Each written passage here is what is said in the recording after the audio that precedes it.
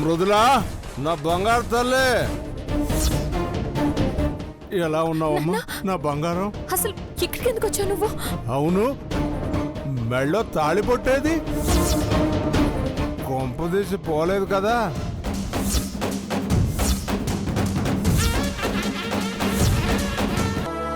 అప్పుడు అందరం కలిసి ఈడనే హ్యాపీగా ఉండొచ్చు.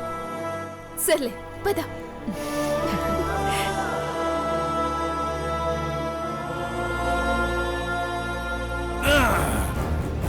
ఎవరాది? వీరస్వామి. వీరస్వామి, వీరస్వామి.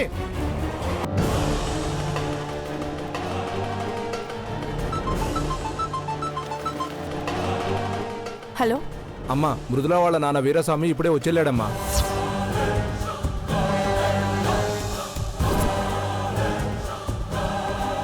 వచ్చి వెళ్ళాడా? మరి నువ్వేం చేస్తున్నావురా?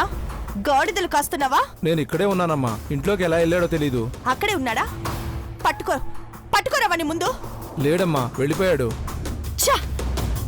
దొంగలు పడ్డ 6 నెలలకి కుక్కలు మురికినట్టు వాడు వెళ్ళిపోయాక ఫోన్ చేస్తున్నావా? పట్టుకోవాలని తెలీదు? ఈసారి వస్తే ఫోన్ చేయడం కాదు, కాళ్ళు చేతులు కట్టి పారే. తర్వాత సంగతి నేను చూసుకుంటా. ఆ వీరస్వామి నాకు కావాలి. అలాగేనమ్మా. వస్తాడనుకున్నాను, అనుకున్నట్టే వచ్చి వెళ్ళాడు. ఎలాగైనా వాణ్ణి పట్టుకోవాలి.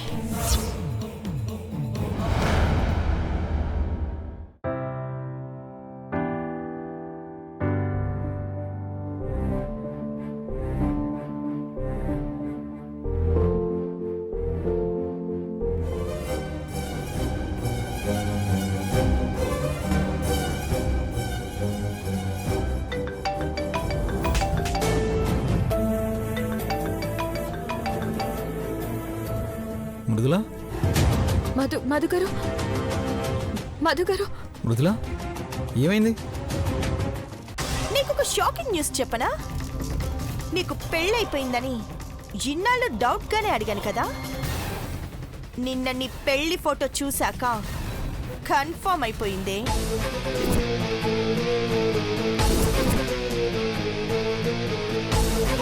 మీ నాన్నని పట్టుకుంటే మీ నాన్నే బయట పెడతాడు.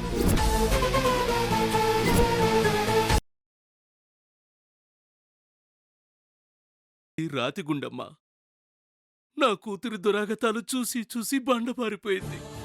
ఒకవేళ నాకు చావంటూ వస్తే దాన్ని చంపి ఆ తర్వాత నేను చస్తాను. ఒరే హరి, దానికి ఫోన్ చేయి. ఇప్పుడు ఎందుకు మావయ్య? ఎంత మోసం చేస్తుందా? మాట ఇచ్చి తప్పుతుందా? చేయరా, చెయ్యి, ఫోన్ చేయి. మావయ్య, మీరు ఆవేశపడకండి, నేను చేస్తాను.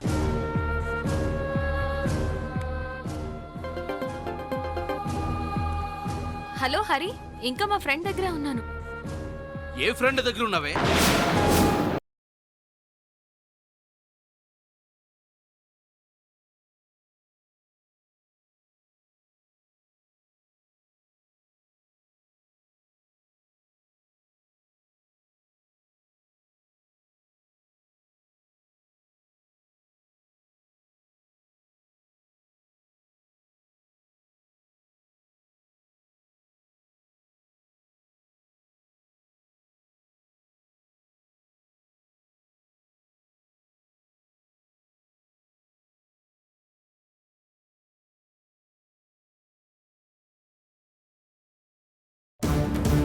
మంగా,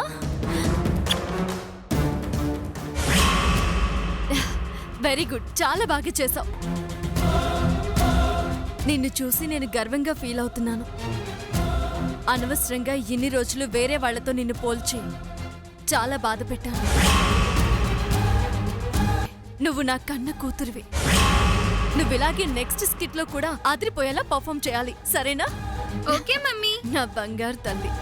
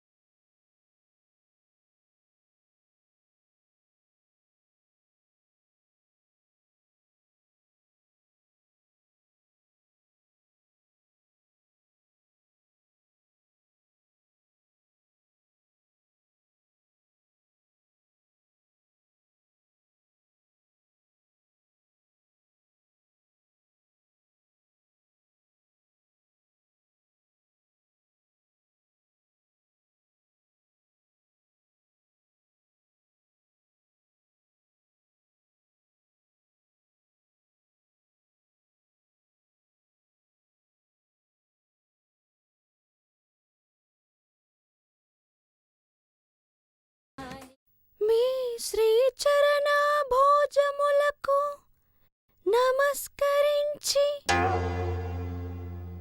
మేము వరించి మీ గురించి ఎన్నో కలలు కన్న కన్నె బంగారు.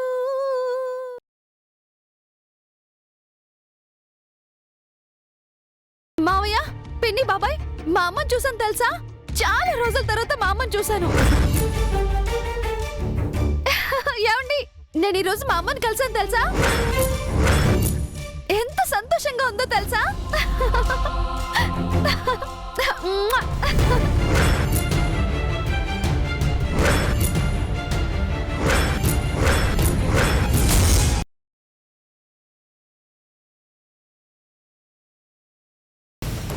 ఇప్పుడు ఆలోచిస్తే లాభం లేదు సార్. ఈ పేపర్స్ ని చూస్తే మీకే అర్థమవుతుంది.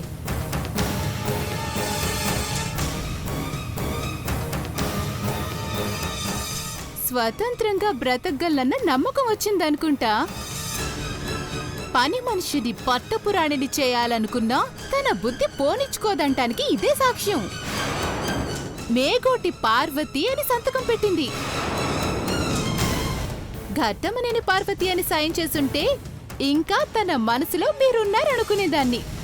కుక్కని సింహాసనం మీద కూర్చోబెట్టాలనుకుంటే ఇదిగో ఇలాగే జరుగుతుంది.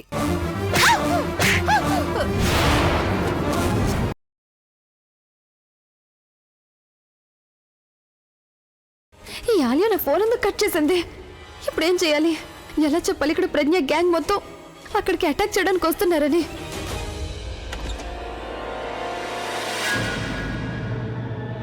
నువ్వెక్కడేం చేస్తున్నావు? నువ్వు చాలా హరీలో ఉన్నావు కదా. ఎవరికి ఫోన్ చేస్తున్నావు? నేను ఆలియాకి. తనకు కూడా చెప్పాలిగా. మీరందరూ ఇక్కడ తన వెనకాల తనకి తెలియకుండా ఏమేం చేస్తున్నారు?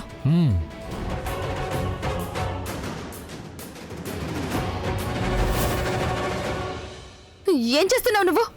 అదే ఇంతకు ముందు చేసింది. నేను నోరు మూయించడానికి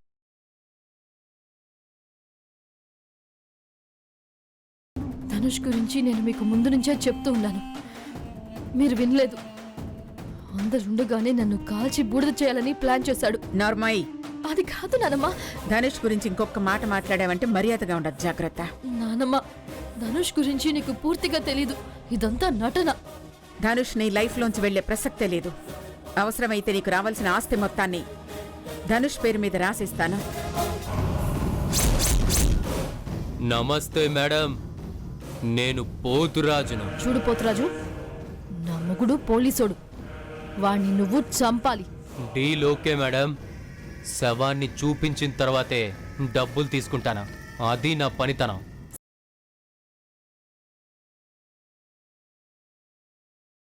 ఈ మంగళగిరికి సైకిల్ నడపడమే రాదు, అలాంటి దాన్ని ఏకంగా కారెక్కించి నడిపించడాన్ని ఏమంటారు దుర్గమ్మ? నీకే సైకిళ్ళు స్కూటీలు, దానికేంటే నా కాబోయే కోడలు.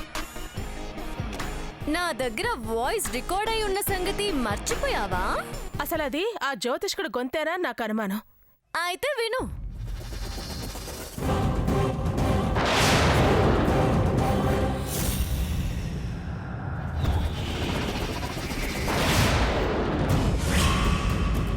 ఏంటే గొంతు వినిపించవే అంటే అలా కంగారు పడతావేంటి?